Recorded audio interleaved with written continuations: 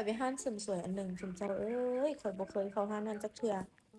แล้วข่อยก็ฟ้าวอีกบัดนี้ตายห่าข่อยไปฮอดปึ๊บแล้วกำลังซาผมในคนหนึ่งอยู่เขาก็เลยบอกว่ามาซาผมแล้วก็ว่าโอเคข่อยก็เข้าไปนั่งเขาเจ้าก็แบบว่าซะให้กันแล้วๆนะ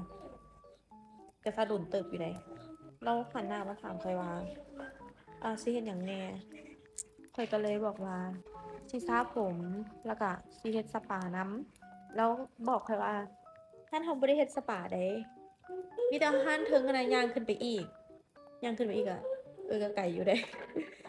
ค่อยนะกำลังสิตอบแล้วว่าบ่เป็นหยังคันบ่มีสปาผมนะเฮาสิสระซื่อๆก็ได้แต่เราตอบกันมาก่อนว่าเฮากำลังสิต่อขนตาอีกอยู่ยังดนฮะอิหยังวะเฮ้ยแล้วเขานั่งท่า20นาทีนั่งท่านะประมาณ20นาที แล้วคนที่มาส่งเขาน่ะเขาจะจนกลับไปฮอดบ้านแล้วเขาจะจนไปเฮ็ดกิจกรรมอย่างอื่นแล้วข้อยเว้าบ่ออกเลยข้อยจนบ่ฮู้สิเว้าเลยถ้าบ่สะดวกตั้งแต่แรกนะเป็นหยังคือบ่ปฏิเสธเขาไปตั้งแต่ตอนแรกเลยแล้วมาให้ข้อยนั่งท่าเฮ็ดหยังหรือว่าหาก็ตกลงกันได้ตอนใดผมแล้วอะข้อยบ่ฮู้สิเว้าข้อยก็เลยได้แต่ว่า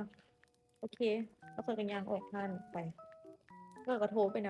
ำมาหาแหน่ ในขณะที่ข่อยย่างข้อยก็เสียอารมณ์เลยข้อยก็ป่วยนำทางป่วยแท้ใจให้ขนาดเลยอิหยัง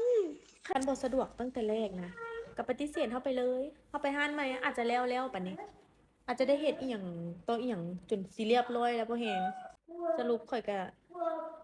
ได้ไปร้านอันขาประจำข้อยไกลแหน่ก็ย่ามันอย่างน้อยนะถ้าสมมุติเขาเจ้าบ่สะดวกถ้าสมมุติว่าเขาเจ้าคาเวียกนะเขาเจ้าก็จะบอกข้อยเลยปุกกี้ยังอั่นสิเฮ็ดอันนี้อยู่ประมาณ20นาทีประมาณ30นาทีเราท่าได้เราก็ท่านะเราท่าบ่ได้เราก็โอเคอั่นเราย้านบ่ทันเด้อสิไปร้านใหม่มันก็บ่เป็นหยังนะส่ำนี้นะ